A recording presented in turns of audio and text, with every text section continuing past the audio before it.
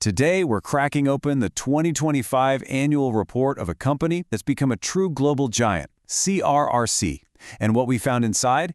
Well, it's about a lot more than just fast trains. We're talking about a company that's aiming to engineer the entire clean energy ecosystem of the future. So, let's dive right in. Okay, let's start with a number that just sets the whole stage. We're looking at 357.1 billion yuan. Now, to be clear, that's not just some figure on a page. That is a massive order backlog. Think of it as a guaranteed pipeline of revenue that gives them this incredibly solid base to build their entire future strategy on. So here's how we're going to break this down. First, we'll get a handle on just how big this company is. Then we'll dig into the new growth engine that's really firing things up. After that, we'll look at the tech they're using to stay ahead of the game. And finally, we'll check out their roadmap for 2026 and what's coming next. All right, first things first, let's get our bearings. 2025 was a pretty big year for CRRC. It was their 10th anniversary, and it also wrapped up a major national planning cycle. So this is a moment where they've really cemented their position, not just as, a company that makes trains, but as a real powerhouse in global heavy industry. And this quote from their chairman, Sun Young-kai, really says it all. He calls 2026 the inaugural year for comprehensively building a world-class CRRC. What that tells you is that for them, 2025 wasn't the finish line. Nope. It was the starting block for something much, much bigger. A total rethink of what the company can even become. Okay, but here's where things get really interesting. See, in today's global market, being the best at building trains, it's just not enough to guarantee growth forever. It's too competitive.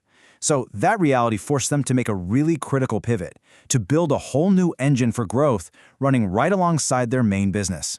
And to really get what they're doing, you have to understand this concept they talk about, the second growth curve. Now, this isn't just, dabbling in a few other things. It's a full-on strategy to build an entirely new, massive business focusing on things like clean energy and advanced materials, running in parallel with their core rail business. And hey, you don't have to take my word for it. Just look at the numbers. This new industries part of their business, we're talking wind turbines, solar power, all that good stuff, it now makes up almost 38% of their total revenue. That's not a side hustle. That's a fundamental shift in what this company is. And this new engine, it is absolutely roaring. I mean, it's not just a big piece of the pie, it's growing like crazy. We're talking over 19% growth year over year. That's completely blowing past the growth in their traditional rail business. It's proof that this second growth curve is now the main thing pushing the whole company forward. Okay, let's get into the financials for a sec, because this is a really key point. You look at their books, and you see inventory is way up, but contract assets, which is basically just money they're waiting on for finished work, is down. Now, for some companies, that might set off alarm bells. But here, it's actually the opposite. It's a huge sign of strength. It means they're finishing up old projects efficiently, getting paid, and at the same time, they're building up a stockpile of parts and materials for a huge wave of new orders they know is coming, like for the big CR450 high-speed train project. So with that kind of financial muscle, what do? Well, you invest, and CRC is pouring that money into what is probably its biggest advantage, its technology. Let's take a look at how all that innovation is building a kind of fortress around their business. Think about this, 6.65%. That is the chunk of their revenue that they plowed right back into research and development in 2025. That comes out to more than 23 billion yuan. That's not just an investment, it's a massive war chest they're using to invent the future of both transportation and energy. And all that money is definitely not going to waste. The results are pretty staggering. They've got prototypes for the CR450 high-speed train already in testing, and it's expected to be a world beater. They're pushing ahead with trials for a 600-kilometer-per-hour maglev, and this isn't just stuff on a drawing board. The world's first carbon fiber metro train, it's already carrying passengers. Same goes for their hydrogen powertrain, which just wrapped up its operational tests. So the big question is, how does this put them on the world stage? Well, when you put them side by side with their big European competitors like Alstom or Siemens, the first thing you notice is just the sheer scale. It's a huge advantage, especially in their home market. But really, the crucial difference is in their strategy. You see, the European companies are focused, quite logically, on making rail greener. But CRRC is thinking bigger. Their traffic plus energy strategy isn't just about greener trains. It's about controlling the trains and the wind and solar farms that power them. Okay, so they've got this massive transformation happening, with two powerful engines running at full steam. So where does a giant like this go from here? What's next? Well, the next big evolution is this move from being just a manufacturer to what they call manufacturing plus service.